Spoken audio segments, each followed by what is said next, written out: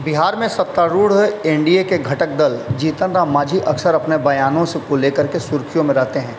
एक बार फिर से उन्होंने एक ऐसा बयान दे दिया है जिस बयान को लेकर के भारतीय जनता पार्टी और नीतीश कुमार दोनों की लंका लगा दी है। आपको बता दें कि जीतन राम मांझी लगातार इस तरह के बयान देते रहे हैं जिससे ऐसा कभी नहीं लगा कि वो किसके साथ हैं। लेकिन आपको बता दें कि एनडीए में दो खेमे थे, एक खेमा जो भारतीय जनता पार्टी का और दूसरा खेमा जनता दल यूनाइटेड का। जनता दल यूनाइटेड के साथ कहा जा रहा था कि लगातार जीतन राम मांझी की अच्छी पड़ती है और खूब छनती है। इसको लेकर के कई बार उन्होंने भारतीय जनता पार्टी और प्रधानमंत्री नरेंद्र मोदी तक पर हमला कर दिया था। इसके साथ ही दूसरे खेमे में मुकेश सहनी थे। लेकिन अब स्थितियां बदल गई हैं। मुकेश सहनी भारतीय जनता पार्टी से नाराज़ हैं। जो उनके साथ उत्तर प्रदेश में हुआ उस बात को लेकर के वो लगातार भारतीय जनता पार्टी से ये चाह रहे थे कि वो हस्तक्षेप करके योगी आदित्यनाथ को उन्हें भी उत्तर प्रदेश में स्पेस दिलवाए। लेकिन ऐसा होना असंभव लग रहा था क्योंकि भारतीय जनता पार्टी वहाँ पूरी तरह से पूर्ण बहुमत की सरकार में है और नहीं चाहती है कि कोई दूसरा उसमें इन करे। ऐसी स्थिति में आपने देखा कि जीतन राम मांझी लगातार हमला कर रहे थे, लेकिन अचानक से जीतन राम मांझी के कॉल करने पर दिल्ली से उनका बुलावा आ गया। एक तरफ जहां उनकी प्रधानमंत्री नरेंद्र मोदी से मुलाकात हुई, वहीं अमित शाह ने बुलाकर उनसे घंटों बातचीत किया। दोनों पिता पुत्र वहां गए हुए थे। उसके बाद वहां से आए तो उनके सुर बदल गए। लेकिन अब अचानक से जिस तरह से जीतन राम मांझी और उनके पुत्र चीज़ें सामने रख रहे हैं और बयान दे रहे हैं, उससे साफ लग रहा है कि अब इनके मन में कुछ और है।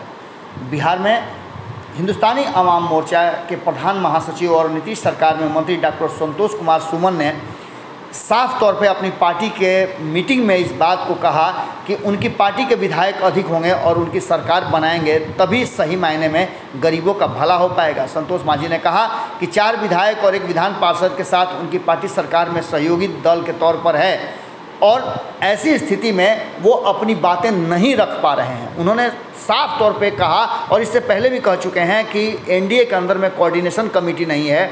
2 दल अपने अपने हिसाब से अपनी बातें कर लेते हैं, लेकिन हमारी बातें नहीं सुनी जाती है। उन्होंने कार्यकर्ताओं में जोश जगाते हुए कहा कि आने वाला समय हमारा होगा और हम प्रयास करें तो इससे अधिक बहुत कुछ कर सकते हैं। उन्होंने कहा कि वक्त बदलते देर नहीं लगती है, आप लोग साथ जुड़े रहें और लगातार प्रयास करते रहें। उन्होंने संगठन को मजबूत बनाने पर जोर दिया और साफ तौर पे कहा कि परिवार और समय को गरीबों की मदद के लिए वो देना चाहते हैं।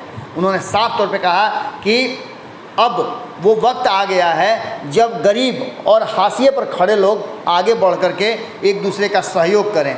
इन सारी बातों को लेकर के जिस तरह से पहले जीतन राम मांझी मुखर होते थे, अब संतोष मांझी पूरी तरह से एक्टिव हो गए हैं और दिल्ली में प्रधानमंत्री नरेंद्र मोदी से मुलाकात के बाद तो उनके सुर काफ़ी बदल गए हैं। इस बीच आपको पता है, हमने खबरों के माध्यम से दिखाया था कि वो पश्चिम बंगाल भी गए थे और पश्चिम बंगाल के बाद उनकी उत्तर प्रदेश यात्रा भी हुई थी।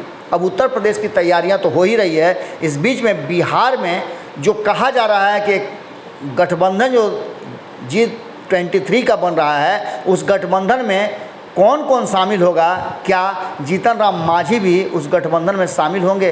क्योंकि इस गठबंधन में सीधी तौर पे ये चर्चाएं अब शुरू हो चुकी हैं कि 2022 के उत्तर प्रदेश और अन्य राज्यों में होने वाले चुनाव से पहले कई राज्यों में सत्ता परिवर्तन होगी और उसकी धमक जो है तेज हो गई है। कहा यह भी जा रहा है कि अगर नीतीश कुमार उस खेमे में आते हैं तो जीतन राम मांझी और मुकेश सहनी का राजनीति सत्ता से दूर जाने का लग रहा है, क्योंकि तब वैसी स्थिति में यदि नीतीश कुमार महागठबंधन की तरफ शिफ्ट हो जाते हैं तो इन लोगों की ज़रूरत ही नहीं पड़ेगी। ऐसी स्थिति में ये दोनों ही अपनी ज़मीन तलाश करने में लगे हुए हैं और ख़ास करके कहा जाए तो जीतन राम मांझी नीतीश कुमार को और भारतीय जनता पार्टी को जैसे ही सुगबुगाहट तेज होगी कभी भी झटका दे सकते हैं। जिस तरह से उनके सुर निकल रहे हैं उससे साफ लग रहा है कि वो एक बड़ा समझौता करने के मूड में आ गए हैं। जुड़े रहिएगा भारत लाइव के साथ। बहुत बहुत धन्यवाद। अगर ये वीडियो पसंद आई और वह बिहार के राजनीति और बिहारियत से सरोकार रखेनी तो सब्सक्राइब बटन दबा के चैनल के सब्सक्राइब कर ली। ओजे एगो घंटी बा, ओकरा बटन दबा देला से कुल सटीक और मारक खबर रुआ मुफ्त में मिल जाई। अगर रुआ पत्रकारिता के हमनी के नया प्रयोग में सहयोग कर चाहतानी तो ज्वाइन बटन दबा दी। पेटीएम नंबर नोट कर ली 9386816700। धन्यवाद।